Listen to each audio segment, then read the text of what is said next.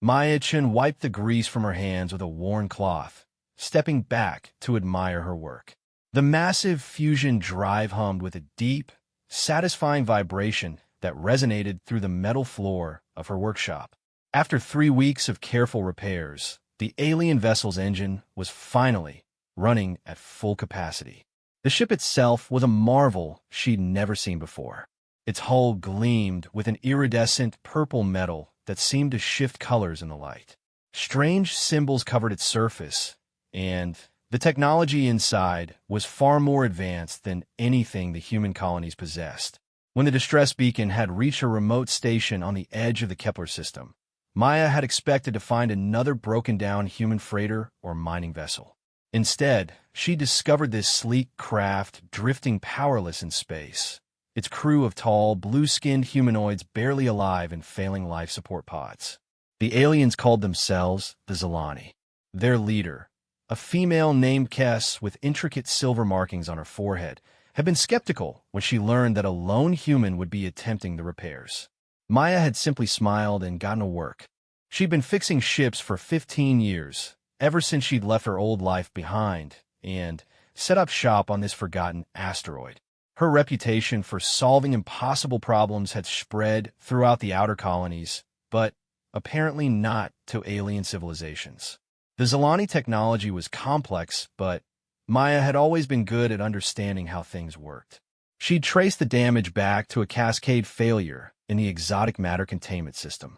The repair required her to fabricate entirely new components using materials she'd had to synthesize from scratch. It was the kind of work that most mechanics would call impossible, but Maya thrived on challenges. Kess approached her now, moving with the fluid grace common to her people. "Human Maya," she said, her voice carrying the melodic quality that made Zilani speech sound almost like singing. "The repairs are complete?" "Better than complete," Maya replied, wiping a final streak of oil from the engine housing. "I've optimized the plasma flow and upgraded your containment matrix.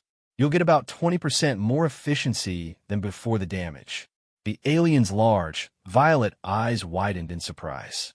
"You have improved our technology?" "This was not part of our agreement." Maya shrugged. "I don't like doing things halfway. Besides, you'll need the extra speed if you're really heading into hegemony space like you mentioned." At the mention of the hegemony, Kess's expression darkened. The blue tint of her skin seemed to deepen, and the silver markings on her forehead pulsed with a faint light. "You know of the hegemony?" "I know enough," Maya said carefully. The truth was, she knew more about the hegemony than she let on. Much more. They're not exactly known for being friendly to outsiders. "They are destroyers," Kess said, her melodic voice turning harsh.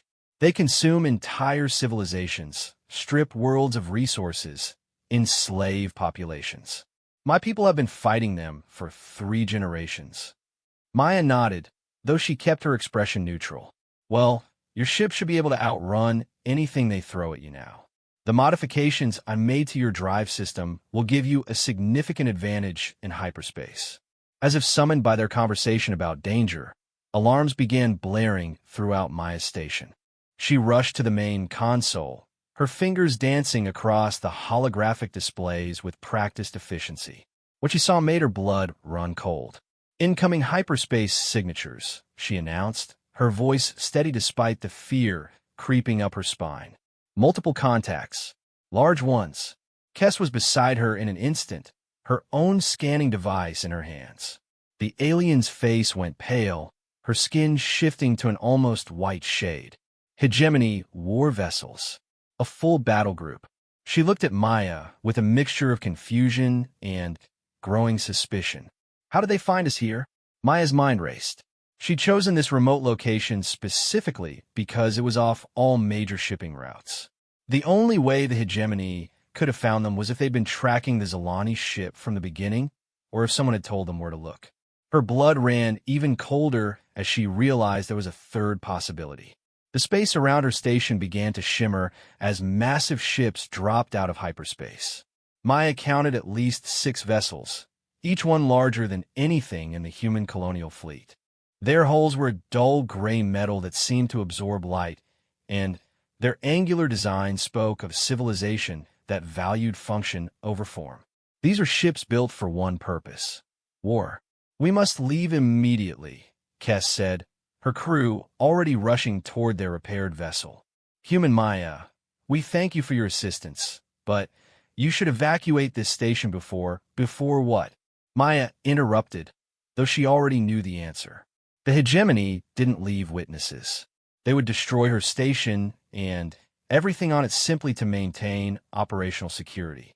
The largest of the hegemony's ships, a massive dreadnought that dwarfed even Maya's substantial repair station, began broadcasting on multiple frequencies. The message was in several languages, including standard galactic trade tongue. Attention, all vessels. This system is now under hegemony control. Any ships attempting to leave will be destroyed. Prepare to be boarded for inspection and processing. Maya felt a familiar chill run down her spine. She'd heard those words before, in another life, in another system, when she'd worn a different uniform and served a different cause. The memories she'd tried so hard to bury came flooding back.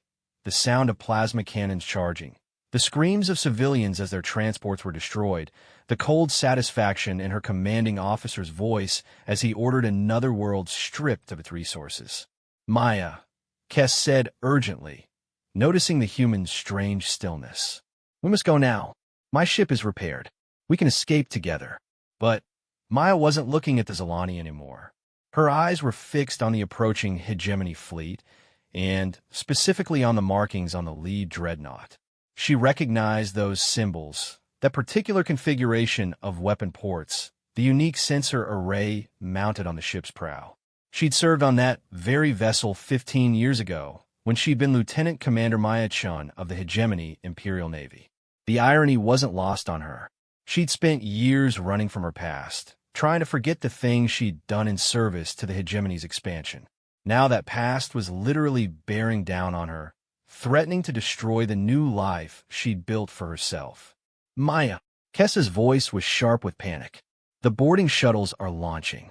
We have perhaps 5 minutes before they reach the station. Maya snapped back to the present, her military training reasserting itself despite the years. You're right.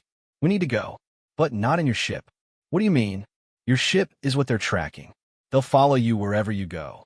Maya was already moving, her hands flying over control panels as she began emergency shutdown procedures for her station. There's another way. She led Kess and her crew through a maze of corridors to a section of the station they hadn't seen before. Behind a sealed blast door was a hangar bay containing a ship that looked nothing like the typical vessels found in this part of space. It was sleek and angular, its black hull seeming to bend light around it. Strange symbols were etched into its surface, not Zilani markings, but something else entirely. What is this vessel? Kess asked, her voice filled with awe and suspicion. Maya paused at the ship's airlock, her hand hovering over the biometric scanner. Once she activated this ship, there would be no going back. The hegemony would know exactly who she was and where to find her. But looking at Kess and her crew, remembering all the innocent lives the hegemony had destroyed, she realized she'd already made her choice years ago when she deserted. It's a prototype, she said, pressing her palm to the scanner. The airlock hissed open, recognizing her genetic signature after all these years. Hegemony design, but with some significant modifications. The ship's interior was a study in deadly efficiency. Every surface served a purpose. Every system was optimized for combat and stealth. Weapon control stations lined the walls, and the command chair was surrounded by holographic displays that could control the ship's various systems. You were hegemony, Kess said, and it wasn't a question. I was, Maya admitted, settling into the pilot's seat. A long time ago, before I learned what they really were. The ship came alive around them, its systems responding to Maya's touch with the smooth precision of advanced technology. Through the viewports, they could see the hegemony boarding shuttles closing in on the station. Strap in, Maya said, her voice taking on the tone of command she hadn't used in 15 years. This is going to be rough. The ship launched from the hidden hangar, just as the first hegemony troops were breaching Maya's station. For a moment, they were invisible, the ship's advanced stealth systems hiding them from the enemy sensors. But Maya knew that wouldn't last long. The moment she activated the weapons or put too much strain on the engines, they'd light up every scanner in the system. "Where are we going?" Kess asked, her crew strapped into acceleration couches behind them. Maya's hands moved over the controls with muscle memory, plotting a course that would take them through the asteroid field surrounding her station. Somewhere they won't expect. Somewhere I swore I'd never go back to. Behind them, the hegemony dreadnought was turning, its massive bulk moving with surprising grace as it began to pursue them. Maya could see weapon ports opening along its hull, plasma cannons charging for a killing shot. "Hold on," she said, and pushed the engines to full power. The stealth ship shot forward like a missile, weaving between asteroids with impossible precision. Maya's modifications to the original hegemony design became apparent as the ship performed maneuvers that should have torn it apart. She'd spent years perfecting these systems, preparing for a day she'd hoped would never come. "How do you know this system so well?" Kess asked, watching in amazement as Maya threaded the needle between two massive rocks. "Because," Maya replied, her voice grim with old memories, "I helped map it. 15 years ago, when the hegemony was planning to strip mine every asteroid here for rare metals." The implications hung in the air between them as they raced through the asteroid field, death following close behind. The hegemony dreadnought fired its main guns, and space around them erupted in brilliant flashes of superheated plasma. Maya jerked the controls hard to port, sending them into a spinning dive that used a large asteroid as cover. The ship's hull groaned under the stress, but held together. "Warning shots," Maya muttered, checking the tactical display. "They want us alive." "That's good, right?" one of Kess's crew members asked hopefully. "No," Maya and Kess said at the same time. Maya pulled them into a tight turn around another asteroid, using its gravitational field to boost their speed. The hegemony doesn't take prisoners for humanitarian reasons. They want information, and they have very effective ways of getting it. She should know. She'd watched it happen more times than she cared to remember during her service. The hegemony's interrogation techniques were thorough and brutal, designed to break even the strongest minds. The thought of Kess and her crew suffering that fate made Maya's jaw clench with determination. "There," she said, pointing to a cluster of asteroids ahead. "That one with the metallic surface. It should provide enough cover for what we need to do." The asteroid she'd chosen was roughly spherical and about 2 kilometers across. Its surface was covered in crystalline formations that would play havoc with sensor readings. Maya guided them into a hidden crevice she remembered from her previous mapping missions, a narrow canyon that cut deep into the rock. "How do you know about this place?" Kess asked as they settled into the concealed position. Maya powered down most of their systems, leaving only life support and passive sensors running. "Like I said, I helped survey this system years ago.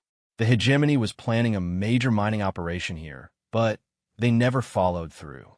Too many other targets, too few resources to spare for a long-term project." Through the ship's sensors, they watched the hegemony fleet spread out through the asteroid field. The dreadnought had been joined by several smaller vessels, all of them equipped with advanced scanning equipment. They moved with the methodical precision Maya remembered from her military days, leaving no hiding place unchecked. "They'll find us eventually," Kess said, her skin taking on a worried pale blue hue. "My people have been fighting them for generations. We know their capabilities." Maya was studying the tactical readouts, her mind racing through possibilities. "Maybe, but they're looking for a Zalani ship, not a hegemony prototype. And there are things about this vessel they don't know." She moved to a console at the back of the cockpit and began entering a complex sequence of commands. The ship's computer requested biometric confirmation multiple times, each scan more detailed than the last. Finally, a new set of systems came online, ones that hadn't appeared on any of the standard displays. "What are those?" Kess asked, studying the new readings with fascination. Experimental weapons, Maya replied. Things the hegemony military was developing when I left. I managed to steal the prototypes and the technical specifications before I deserted. The largest new system was something called a resonance disruptor. According to the technical readouts, it could destabilize the quantum foundations of matter itself, causing catastrophic structural failures in enemy ships. Maya had never tested it. The power requirements were enormous, and a mistake could destroy them as easily as their enemies. Why did you leave? Kess asked quietly. The hegemony offers power, status, wealth to its officers. What made you abandon all of that? Maya's hands stilled on the controls. The memories came flooding back. A civilian transport trying to evacuate refugees from a world the hegemony had marked for resource reallocation. Her commanding officer ordering the ship destroyed to prevent intelligence leaks. The screams over the communication channels as hundreds of innocent people died in the cold vacuum of space. I saw what we were really doing, she said finally. What I was really doing. The hegemony doesn't just conquer worlds, they erase entire civilizations, turn living planets into empty husks. I realized I was helping commit genocide on a scale that made historical monsters look like amateurs. So you stole a prototype warship and disappeared? Not exactly. Maya's smile was bitter. I tried to do the right thing first. Filed reports about war crimes, requested investigations, tried to work within the system. But the hegemony doesn't care about war crimes. They're a feature, not a bug. When I realized that, I started planning my escape. She gestured to the ship around them. This vessel was supposed to be the prototype for a new class of stealth fighters. I was part of the test program. When I decided to leave, I made sure I took everything. The ship, the technical data, the weapon specifications, even the navigation charts for secret hegemony facilities. Kess was looking at her with a mixture of respect and wariness. You must have significant intelligence value to them. That's why they're being so careful not to destroy us. Partly, Maya agreed. But there's more to it than that. This ship represents 15 years of advanced research and development. They want it back almost as much as they want me. A proximity alarm chimed softly. One of the hegemony scout ships was approaching their hiding spot, its sensors probing the asteroid surface. Maya held her breath as the alien vessel passed overhead, its scanner beams penetrating deep into the rock around them.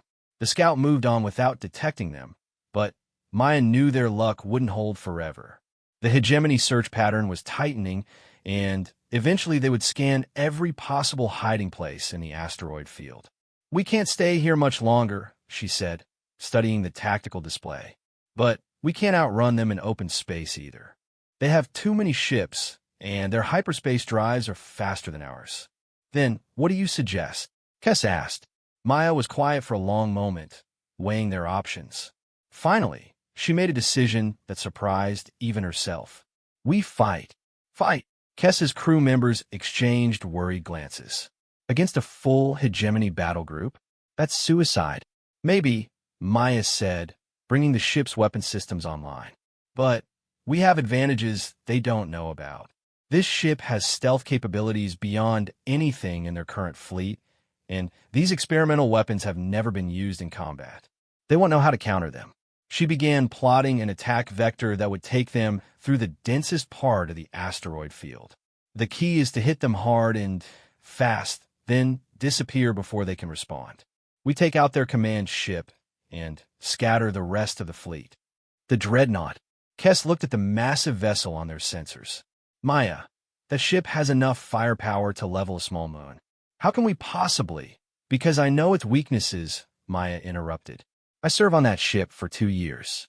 I know every system, every vulnerability, every blind spot in its defenses. And more importantly, I know the man commanding it. She called up the Dreadnought's identification codes on her screen. CNV Dominator, under the command of Admiral Thornvex. He was my commanding officer when I was in the Hegemony Navy. A brilliant tactician and a complete sociopath. The irony wasn't lost on her. She was about to go into battle against her former mentor, the man who had taught her everything she knew about space combat. Vex had been like a father to her, during her early career, before she'd learned the true cost of his victories. If you know him, then he knows you, Kess pointed out. Won't that make our attack even more dangerous? Yes and no, Maya said, fine-tuning their approach vector. He'll anticipate some of my moves, but he also has a weakness I can exploit. Thorn Vex is arrogant. He believes he's the best tactical mind in the hegemony, and he's probably right. But that arrogance makes him predictable. She initiated the startup sequence for the resonance disruptor. The weapon began drawing power from the ship's main reactor, causing the lights to dim as energy flowed into the exotic matter containment system. What's the plan? Kess asked, her military training taking over despite her fear. We use the asteroid field to mask our approach. The resonance disruptor needs to charge for about 10 minutes, and it only gets one shot before the power system needs to reset. So we have to make it count. Maya brought up a tactical projection showing the hegemony fleet's current positions. The dreadnought is hanging back, using the smaller ships as scouts. Classic Vex strategy. Let others take the risks while he maintains overall control. But that also means he's isolated. She highlighted a path through the asteroids that would bring them within firing range of the Dominator, while keeping them hidden from the escort vessels. We hit the Dreadnought's main reactor with the resonance disruptor. If it works the way the technical specs claim, it should cause a cascade failure that will destroy the ship. And if it doesn't work? Maya's smile was grim. Then, we'll have about 30 seconds to come up with a new plan before they vaporize us. The ship began moving again, gliding silently through the asteroid field like a shadow. Maya had disabled all non-essential systems to minimize their energy signature, making them nearly invisible to the hegemony sensors. Behind them, the search continued, but the enemy ships were now focused on areas they'd already checked, not realizing their quarry was moving toward them. Charging sequence at 50%, Maya announced as they navigated between two massive rocks. Target acquisition in 5 minutes. Through the viewports, they could see the Dominator in the distance, its massive bulk illuminated by the light of the system's star. Weapon ports studded its hull like deadly eyes, and its sensor arrays swept space in careful patterns. It was a ship designed for one purpose: bringing death to the enemies of the hegemony. There, Maya said, highlighting a section of the Dreadnought's hull on their targeting display. The main reactor is located behind that armored section. The resonance disruptor should be able to penetrate the shielding and destabilize the containment field. Should? Kess asked nervously. Like I said, this weapon has never been tested in combat. We're about to find out if 15 years of theoretical research actually works. The charging sequence reached 100%, and Maya felt the ship shudder slightly as the resonance disruptor reached full power. On her displays, targeting solutions scrolled past as the computer calculated firing vectors and compensated for the target's movement. Target locked, she announced. Firing in 10 seconds.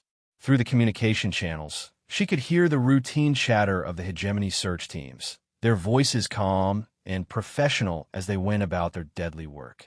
In a few moments, that calm would be shattered forever. Maya, Kess said quietly, whatever happens, I want you to know that my people will remember what you've done for us today.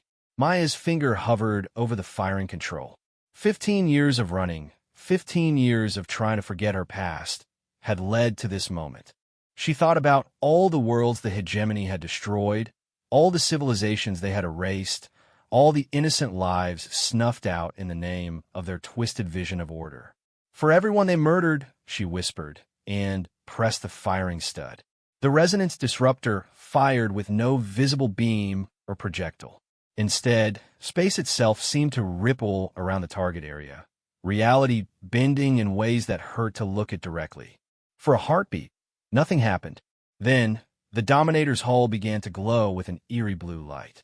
It's working, Maya breathed, watching as the resonance effect propagated through the Dreadnought's superstructure. The massive ship shuddered, its smooth flight path wavering as internal systems began to fail. Warning lights flashed along its hull as automatic systems tried to compensate for the spreading disruption. Then, In a flash that briefly outshone the system's star, the Dominator's main reactor exploded. The explosion tore the mighty dreadnought apart from the inside out. Its kilometer-long hull split like a broken toy, debris and atmosphere streaming into space as secondary explosions rippled through its length. In less than 10 seconds, the most powerful ship in the Hegemony battle group was reduced to an expanding cloud of wreckage. "Impossible," Kess whispered, staring at the destruction on their screens. The effect on the rest of the Hegemony fleet was immediate.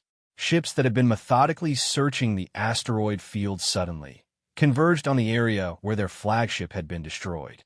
Communication channels erupted with panicked reports and conflicting orders as the surviving commanders tried to make sense of what had happened.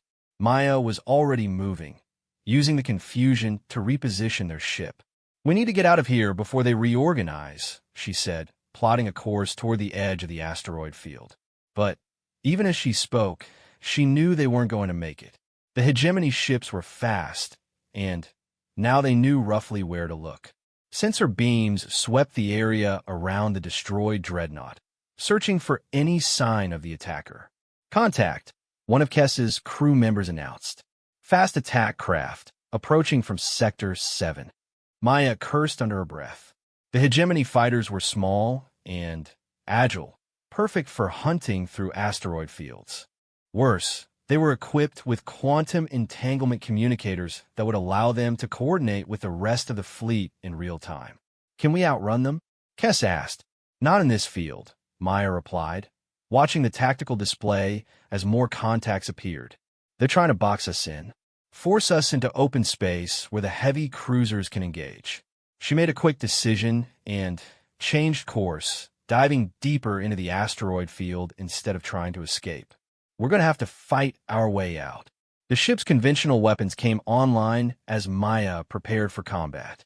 Unlike the experimental resonance disruptor, these were systems she understood completely: plasma cannons, missile launchers, and defensive particle beams. They were powerful weapons, but not enough to face the entire Hegemony fleet. The first fighter found them as they rounded a large asteroid. The sleek craft opened fire immediately, its beam weapons carving glowing tracks through the rock around them. Maya returned fire, her plasma cannons striking the enemy ship's shields in brilliant flashes of energy. "Their shields are holding," Kess reported, monitoring the engagement from the sensor station. Maya wasn't surprised. Hegemony fighters were tough and well-protected, but she had advantages they didn't know about. She activated the ship's advanced maneuvering systems, modifications she'd made to the original design that gave them impossible agility. The stealth ship twisted through space like a living thing, its movements defying the normal laws of physics. The Hegemony fighter, built for speed rather than maneuverability, couldn't match their turns. Maya brought them around behind the enemy ship and fired a sustained burst that overwhelmed its shields and vaporized its hull. "One down," she announced, but there was no satisfaction in her voice. She could see at least 6 more fighters closing in, and behind them, the massive shapes of heavy cruisers moving to cut off their escape routes. The next few minutes were a deadly dance among the asteroids. Maya used every trick she'd learned in 15 years of combat, threading the needle between massive rocks while trading fire with pursuing enemies. The ship's experimental armor held up well under the punishment, but she could see their power levels dropping with each engagement. "We can't keep this up much longer," she told Kess as another fighter exploded under their guns. "The power drain from the resonance disruptor weakened our defensive systems. We need a new plan." That's when she saw it. A massive asteroid near the edge of the field, its surface scarred with the remains of old mining operations. Maya's breath caught as she recognized the distinctive pattern of excavation sites. "I know that rock," she said, suddenly excited. "That's asteroid 7 Alpha. The Hegemony abandoned a major mining operation there about 10 years ago." "So?" Kess asked, ducking as another beam blast passed close to their cockpit. "So, they left equipment behind, including something that might help us even the odds." Maya changed course abruptly, heading straight for the abandoned mining site. The pursuing fighters followed, their commanders probably thinking they had their quarry trapped against the asteroid surface. "Maya, what are you doing?" Kes demanded as they dove toward the scarred rock face. "Something incredibly stupid," Maya replied, scanning the asteroid's surface with their sensors. "There, that mining platform is still intact." She brought them in fast and low, skimming just meters above the asteroid surface. Ancient mining equipment loomed around them, massive excavators or processing plants, and, most importantly, the automated defense systems that had been left behind to protect the valuable machinery. "The defense platforms should still be active," Maya explained as she transmitted a series of codes she'd memorized years ago. "They're programmed to protect hegemony assets from pirates and scavengers." For a moment, nothing happened. Then, the asteroid's surface came alive with weapon emplacements rising from concealed positions. Automated turrets swiveled to track the approaching fighters, their targeting systems locking onto the hegemony ships. "But we're in a hegemony ship," Kes pointed out. "Won't they recognize us as friendly?" Maya's smile was cold. "Not anymore. I changed our identification codes years ago. As far as those defense systems know, we're just another pirate ship." The mining platform's weapons opened fire, filling space with deadly energy beams and projectile rounds. The hegemony fighters, caught completely off guard by the unexpected attack, scattered in confusion. Two of them were destroyed immediately, their hulls shredded by the concentrated firepower. But Maya knew the respite wouldn't last long. The defense systems were automated and not very intelligent. Once the hegemony ships adapted their tactics, they would overwhelm the aging platforms easily. "We need to use this distraction to get out of here," she said, plotting a course toward open space. "The defense systems will buy us maybe 10 minutes before." Her words were cut off as space around them erupted in brilliant light. A new ship had arrived, dropping out of hyperspace with perfect precision. But this wasn't another hegemony vessel. The new arrival was sleek and organic-looking, its hull covered in the same iridescent purple material as the Zilani ship they'd left behind at Maya's station. "That's a Zilani warship," Kes said, her voice filled with excitement and relief. "The Starfinder, under the command of Captain Veltar. My distress beacon must have reached them." The Zilani warship immediately opened fire on the hegemony fleet, its advanced weapons tearing through enemy shields with devastating effectiveness. But Maya could see it was outnumbered and outgunned. Even with the mining platform's help, they were facing overwhelming odds.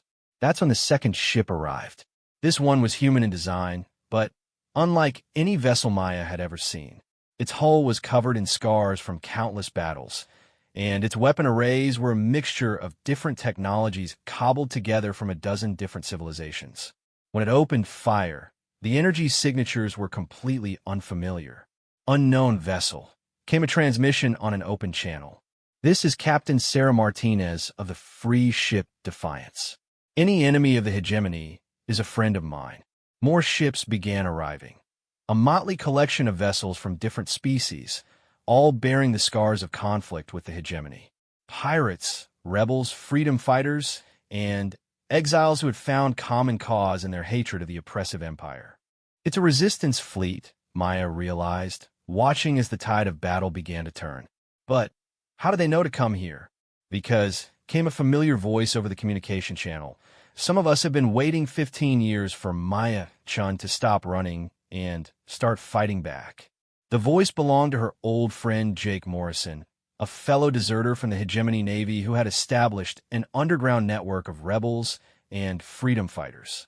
Maya had helped him escape years ago, providing him with intelligence about hegemony operations and safe passage to rebel territory. "Jake," she said, hardly believing it. "How did you find me?" "I've been keeping tabs on you, Maya. That reputation you built as a mechanic? It didn't go unnoticed. When we intercepted hegemony communications about a priority target in this system, I put two and two together. The battle around them was intensifying as more rebel ships arrived through hyperspace. The hegemony fleet, caught between the resistance forces and the automated defenses, was beginning to fall back toward the edge of the system. We need to talk, Jake continued. There are things happening in the galaxy that you need to know about. The hegemony is planning something big, and we're going to need every advantage we can get to stop them. Maya looked at Kess, who was monitoring the battle with professional interest. The Zalani's silver markings were pulsing with excitement as she watched hegemony ships being destroyed by the combined fleet. What do you think? Maya asked, ready to join a rebellion. Kess's smile was fierce and predatory. My people have been fighting the hegemony for generations. If there's a chance to strike a real blow against them, we'll take it. Maya nodded and opened a channel to Jake's ship. Defiance, this is Maya. What did you have in mind? First, we get out of here before hegemony reinforcements arrive. Then we head to the sanctuary system, and I'll show you what we've been building. Maya, we've got a chance to hurt them like they've never been hurt before. But we're going to need that ship of yours and everything you know about hegemony operations. Looking around at the battle raging through the asteroid field, Maya made her decision. She'd spent 15 years running from her past, trying to forget the things she'd done in service to the hegemony. Now it was time to make amends. Copy that, Defiance. Transmit the coordinates. We're with you. As the combined rebel fleet began its withdrawal from the system, Maya couldn't help but feel a sense of purpose she hadn't experienced in years. The hegemony had taken everything from her: her career, her home, her sense of honor. Now, finally, she had a chance to take something back. The sanctuary system was hidden deep in an uncharted nebula, its location known only to the most trusted members of the Resistance. As Maya's ship followed Jake's vessel through the swirling clouds of ionized gas, she marveled at the ingenuity of the concealment. The nebula's radiation would mask the signatures of entire fleets, making it the perfect base for operations against the hegemony. What she saw when they emerged from the nebula's depths took her breath away. Hundreds of ships filled the space around a small planet, everything from massive converted cargo vessels to sleek fighters. Orbital platforms hung in space like metal cities, their hulls bristling with weapons and communication arrays. This wasn't just a hiding place. It was a military installation capable of threatening hegemony operations across multiple sectors. Welcome to Freedom Station. Jake's voice came over the comm as they approached one of the larger platforms.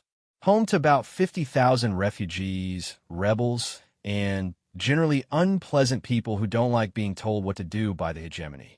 Maya guided her ship into a docking bay that was clearly designed for vessels much larger than hers.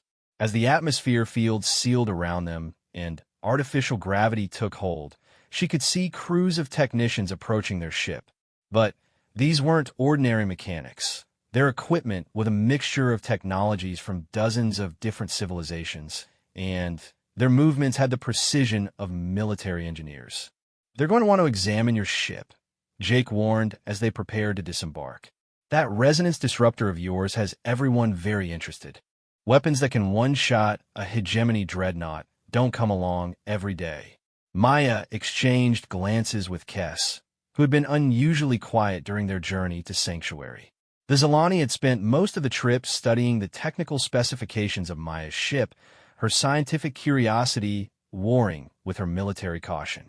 The technology is impressive, Kess admitted as they walked down the ship's boarding ramp, but also dangerous.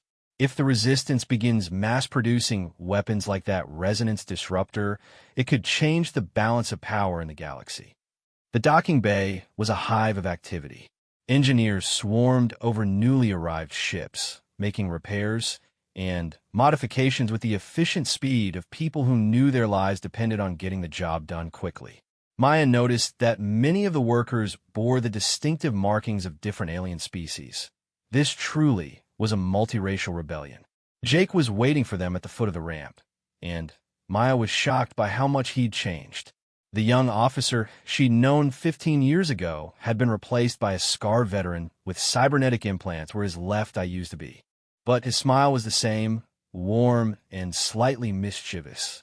Maya-chun, he said, embracing her carefully. You look good for someone who's supposed to be dead. Dead? Maya raised an eyebrow. What exactly has the hegemony been telling people about me? Officially, you died in a training accident shortly after I deserted. Unofficially, there's a standing bounty of 50 million credits for your capture. Alive only. They want that brain of yours intact. They walked through corridors lined with military equipment and bustling with activity. Maya saw humans working alongside Zelani, the insectoid, Threx, the crystalline Vorthack, and several species she didn't recognize. All of them bore the weapons and bearing of soldiers, but there was something different about them, a sense of purpose and determination that she'd never seen in hegemony forces. "How many people do you have?" she asked as they entered a command center overlooking the docking bays. "Active personnel? About 200,000 across all our cells. But we've got sympathizers throughout hegemony space, military officers, civilian leaders, even some high-ranking politicians who feed us intelligence." Jake gestured to a massive holographic display showing the galaxy. The hegemony controls about 60% of known space, but their grip is weaker than they like to admit. Red dots mark hegemony strongholds, while green indicators showed resistance bases and sympathizer networks. Maya was amazed at the scope of the operation. This was a true galactic rebellion, not just a small group of pirates and malcontents. "What changed?" she asked. "When I left, resistance to the hegemony was scattered and ineffective. She gestured around them. "This is an actual military force." Jake's expression darkened. 3 years ago, the hegemony attacked the Kirin system, completely unprovoked. The Kirins were a peaceful species that had never shown any aggression toward anyone. But their planet was rich in quantum crystals that the hegemony wanted for a new weapons project. He manipulated the holographic display, showing a star system that was now marked in black. They didn't just conquer the planet, Maya. They sterilized it. 15 billion Kirins dead in a matter of hours. Their entire civilization wiped out because the hegemony wanted their resources. Maya felt sick. She'd seen the hegemony's brutality during her service, but complete genocide was a new low even for them. How many people know about this? That's the problem. Hardly anyone. The hegemony classified the entire operation and spread disinformation about a plague outbreak. Most of the galaxy thinks the Kirins died from natural causes. Jake's cybernetic eye glowed red with anger. But we have evidence. Recordings from hegemony ships, testimony from survivors who escaped, even internal documents detailing the operation. Kess had been listening with growing horror. "This is what they planned for my people," she said quietly. "The Zelani have resources the hegemony wants. If they can't conquer us through conventional means, they'll do to you what they did to the Kirins," Maya finished grimly. "How much time do we have?" "That's where things get complicated," Jake said, bringing up new information on the display. "Our intelligence indicates that the hegemony is planning something called Operation Final Solution. We don't know all the details, but it involves a new type of weapon, something they're calling a stellar converter." The technical specifications that appeared on the screen made Maya's blood run cold. The stellar converter was a massive weapon designed to destabilize stars, turning them into supernovas that would destroy entire solar systems. It was genocide on an astronomical scale. "They're planning to destroy entire star systems?" Kess asked, her skin taking on a pale, shocked hue. "Not just destroy them," Jay corrected. "Harvest them. The energy released by an artificially triggered supernova can be captured and used to power hegemony operations for centuries.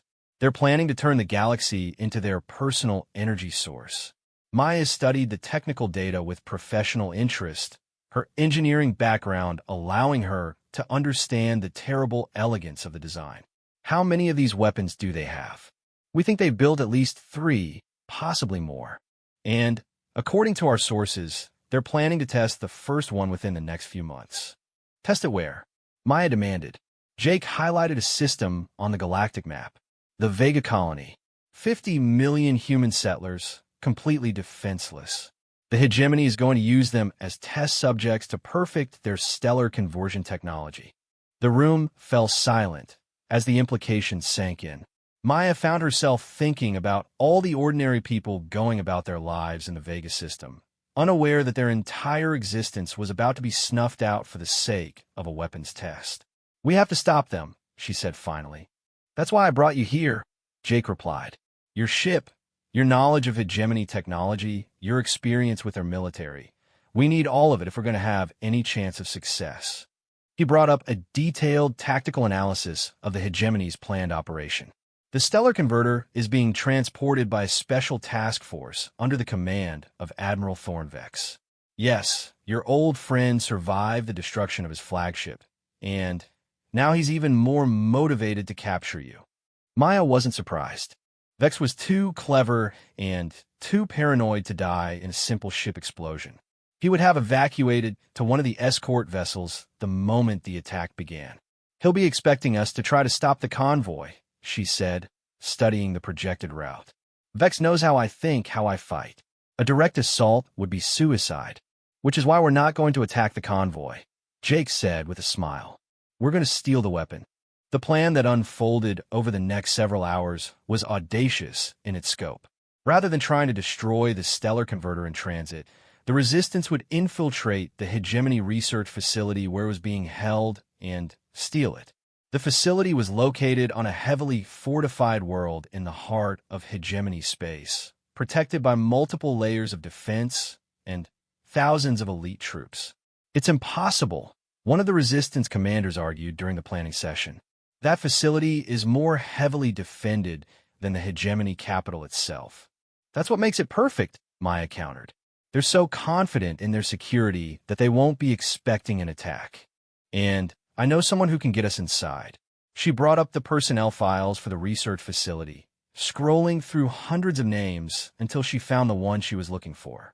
Dr. Elena Vasquez, Chief of Stellar Engineering. She was my roommate at the Imperial Academy, and one of the few people who tried to stop me from leaving the Hegemony. You think she'll help us? Jake asked skeptically. I think she'll do the right thing when she finds out what her research is really being used for, Maya replied. Elena always believed the Hegemony could be reformed from within. When she learns they're planning to commit genocide with their technology, she'll want to stop them as much as we do.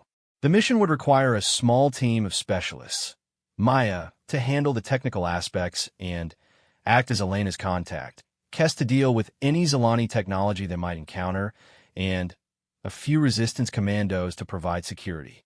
They would infiltrate the facility during a scheduled maintenance window, when security would be temporarily reduced. What about extraction? One of the commandos asked. Even if we get the weapon, how do we get out of Hegemony space? Maya smiled and gestured toward her ship in the docking bay. That's where my little modifications come in handy. The stealth systems on that ship can hide us from just about anything the Hegemony has, and the experimental drive system can outrun their fastest interceptors. As the meeting broke up and the team began preparing for their mission, Maya found herself alone with Jake in the command center. Outside the viewports, she could see the organized chaos of Freedom Station. Ships coming and going, troops training, engineers working on new weapons and equipment. Are you sure about this? Jake asked. If we're caught, the Hegemony will make sure our deaths are neither quick nor pleasant. Maya thought about the billions of innocent people who would die if the Hegemony's plan succeeded. She thought about the Kirans, wiped out for their resources. She thought about all the civilizations that would follow if no one stood up to stop the madness. I'm sure, she said. It's time to stop running and start fighting back. The next few days passed in a blur of preparation.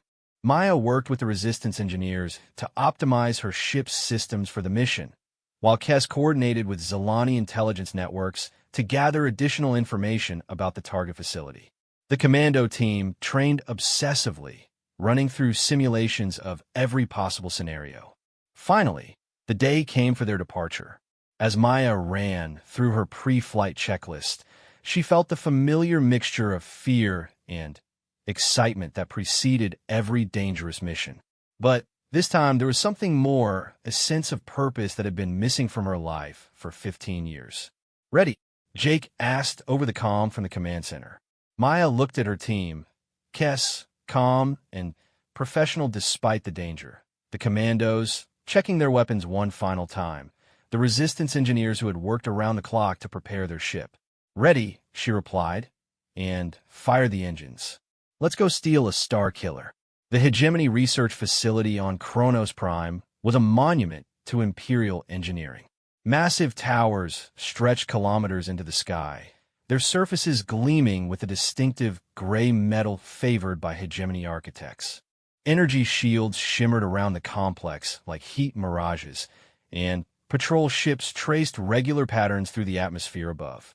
Maya's ship hung in high orbit, completely invisible to the facility's sensors thanks to its advanced stealth systems. Through the viewports, they could see the planet below, a world that had once been a thriving garden paradise before the hegemony strip-mined it for resources and turned it into an industrial wasteland. Maintenance window opens in 10 minutes, Kess announced from the sensor station. Security teams will be rotating shifts, and the main power grid will be operating at reduced capacity. Maya nodded, making final adjustments to their approach vector. Remember, we have exactly 47 minutes from insertion to extraction. After that, the security systems come back online and we'll be trapped. The infiltration team consisted of 4 people, Maya, Kess, and 2 resistance commandos named Chun and Rodriguez. They were dressed in stolen hegemony maintenance uniforms, complete with fake identification cards and work orders that would get them into the most secure areas of the facility. Transport launching, Maya announced as they climbed aboard a small shuttle that had been modified to look like a standard hegemony maintenance craft. Initiating approach sequence. The shuttle dropped through the planet's atmosphere, its false transponder codes convincing the automated traffic control systems that it was just another routine maintenance flight. Maya had to admire the thoroughness of the Resistance intelligence network. The codes were perfect, right down to the scheduling algorithms that determined flight priorities. They touched down at a secondary landing pad on the facility's eastern perimeter, far from the main administrative buildings, but close to the research towers where the stellar converter was housed. As they disembarked, Maya felt a chill that had nothing to do with the planet's thin atmosphere. She was back in hegemony territory, surrounded by the symbols and architecture of the empire she'd spent 15 years running from. Sector 7 Delta, Chun announced, consulting his fake work orders. Environmental systems maintenance. That should get us into the tower without too many questions. They made their way through the facility's corridors with the purposeful stride of people who belonged there. Maya was amazed at how easily the disguise worked. Hegemony personnel were so conditioned to following orders and not asking questions that 4 people in maintenance uniforms could walk almost anywhere unchallenged. The research tower was a marvel of defensive engineering. Multiple security checkpoints lined the corridors, each one equipped with biometric scanners, weapon detectors, and automated defensive systems. But Maya's resistance contacts had done their homework. The maintenance codes they carried provided access to service corridors that bypassed most of the security measures. There, Maya said, pointing to a service hatch near the tower's central core. That should take us to the main laboratory level. The service corridor was cramped and filled with pipes and conduits, but it led exactly where Maya needed to go. After 20 minutes of crawling through the building's mechanical systems, they emerged in a storage room adjacent to the main laboratory. Through a reinforced window, Maya could see the stellar converter for the first time. The weapon was smaller than she'd expected, a crystalline structure about the size of a shuttle, suspended in a web of exotic matter containment fields. Energy readings danced across monitor screens, showing the barely controlled forces contained within the device. "There she is," Rodriguez whispered. 50 billion lives worth of destruction in one neat package. Maya studied the security arrangements around the weapon. Automated defense turrets covered every approach, and force fields provided multiple layers of protection. But what caught her attention was the lone figure working at a control station near the converter, a woman with graying hair and the unmistakable bearing of a brilliant scientist. "Elena," Maya breathed. Even after 15 years, she recognized her old academy roommate immediately. "The person you mentioned?" Kess asked. "The one who might help us?" Maya nodded. "She's perfect. Elena never goes anywhere without her personal lab code, and she always keeps her access cards in the left pocket. If I can get close to her." They waited for the laboratory to clear out, as the maintenance window approached. Most of the research staff departed for their scheduled break, leaving only a skeleton crew to monitor the critical systems. Elena remained at her station, absorbed in her work as always. "Now," Maya whispered, and they moved. The service door to the laboratory required Elena's access code, but Maya had been counting on her old friend's habitual behavior. Sure enough, the code was written on a small note taped to the underside of Elena's workstation, the same place she'd hidden her passwords at the academy. Maya slipped into the laboratory alone while her team remained in the corridor. Elena was so focused on her calculations that she didn't notice the approaching figure until Maya spoke. "Hello, Elena." Elena Vasquez spun around, her eyes widening in shock as she recognized the voice. "Maya? Maya Chun? But you're supposed to be dead." "Reports of my death have been greatly exaggerated," Maya said with a wry smile. "We need to talk." Elena's training reasserted itself, and her hand moved toward the security alarm. "You're a deserter, a traitor to the hegemony. I should turn you in immediately." "Before you do that," Maya said calmly, "you might want to know what they're really planning to do with your stellar converter." Something in Maya's tone made Elena hesitate. "What do you mean?" "It's a research project. We're studying stellar mechanics to improve our understanding of. They're planning to use it to destroy the Vega colony," Maya interrupted. 50 million innocent people, Elena. They're going to trigger their sun to go supernova as a weapons test." Elena's face went pale. "That's impossible. The converter is designed for controlled stellar manipulation, not destruction. It couldn't possibly." Maya activated a holographic projector that displayed the resistance intelligence files. Elena's expression grew more horrified as she read through the operational plans, the target selection criteria, the casualty estimates. "My God," she whispered. "They're using my research to commit genocide." "Not if we stop them," Maya said. "Help us steal the converter, Elena. Help us make sure it's never used to hurt innocent people." Elena was quiet for a long moment, staring at the device that represented years of her life's work. Finally, she looked up at Maya with tears in her eyes. "What do you need me to do?"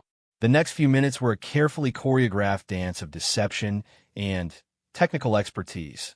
Elena disabled the security systems around the stellar converter while Maya and her team prepared the extraction equipment. The device was surprisingly portable. Hegemony engineers had designed it to be deployed quickly in combat situations. "The containment field is stable," Elena reported as they carefully maneuvered the converter onto a portable transport platform.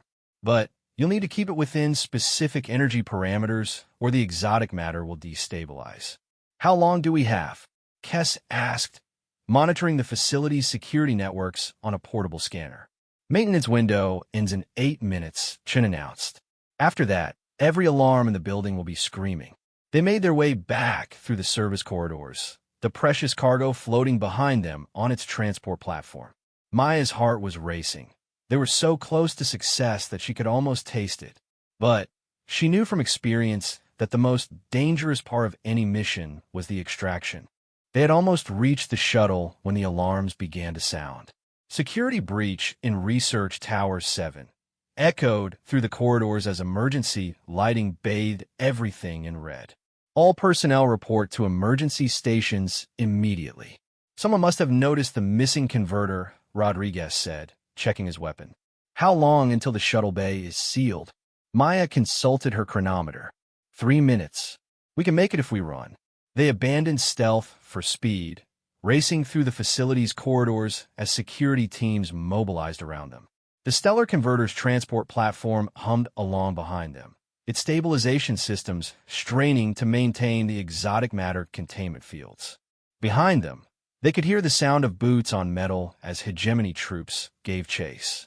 Energy weapon discharges echoed through the corridors as the security teams fired warning shots. "There!"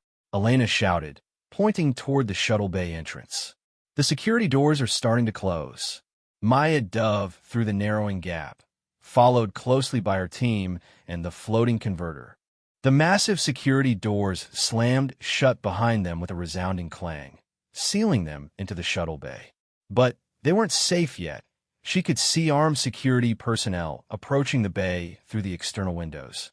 "Everyone aboard," Maya ordered, firing up the shuttle's engines. "Elena, you're coming with us.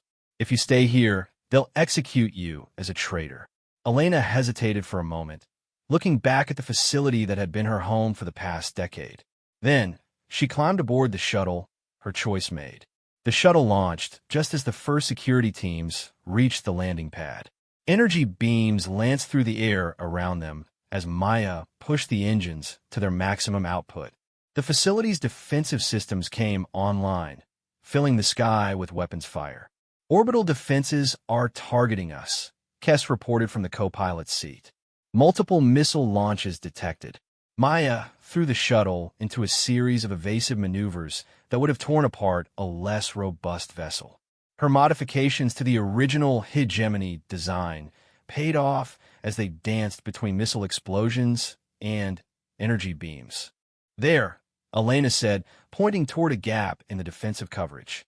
"The orbital platforms have overlapping fields of fire, but there's a blind spot near the northern pole." Maya adjusted their course, using Elena's intimate knowledge of the facility's defenses to thread the needle between destruction and escape. Behind them, she could see hegemony fighters launching from orbital bases, but the shuttle's speed advantage was already carrying them beyond the range of effective pursuit. "Rendezvous with the primary vessel in 30 seconds, Maya announced as they cleared the planet's atmosphere. Her stealth ship was exactly where she'd left it, its advanced systems keeping it hidden from hegemony sensors. The transfer of personnel and cargo took less than 5 minutes. As soon as everyone was aboard, Maya fired up the ship's main engines and engaged the experimental drive system. Space twisted around them as they jumped to hyperspace, leaving Kronos Prime and its defenses far behind. "We did it," Chun said, hardly believing their success. "We actually stole a star killer from the hegemony." But Maya's expression was grim as she studied the tactical displays. "This is just the beginning. They know we have the converter now, and they'll do everything in their power to get it back. Vex will be even more motivated than before." Elena was examining the stolen device with professional interest. "The good news is that without the control protocols and technical specifications, they can't easily build another one. The exotic matter synthesis alone requires equipment that takes years to construct." "How long before they can replace it?" Kess asked. "At least 2 years, possibly 3. And that's if they start immediately and have unlimited resources." Maya nodded, already planning their next move. "That gives us time. Time to strike back. Time to expose what the hegemony is really doing to the galaxy." She opened a communication channel to Jake's command ship, which was waiting for them at a prearranged rendezvous point. "Defiance, this is Maya. Package secured. Mission accomplished." Jake's voice crackled back over the comm, filled with excitement and disbelief. "Outstanding work. Return to base immediately. We have a lot of planning to do." As they jumped back into hyperspace, heading for the safety of the sanctuary system, Maya felt a satisfaction she hadn't experienced in years. For the first time since leaving the hegemony, she was fighting back instead of just running. She had struck a real blow against the empire that had corrupted her and threatened the galaxy. But she also knew this was just the beginning. Admiral Vex and the hegemony would not forgive this humiliation. The war between freedom and oppression was entering a new phase, and Maya Chin, the mechanic who had tried to disappear, was about to become one of the most important figures in galactic history. The stellar converter hummed quietly in its containment field, a weapon of unimaginable destruction now turned against its creators. In the right hands, it could be more than just a tool of war. It could be the key to freeing the galaxy from hegemony rule once and for all. Outside the viewports, the stars streamed past as they raced toward their destiny, carrying hope for billions of oppressed beings across the galaxy. The mechanic had finished more than just repairs. She had begun a revolution.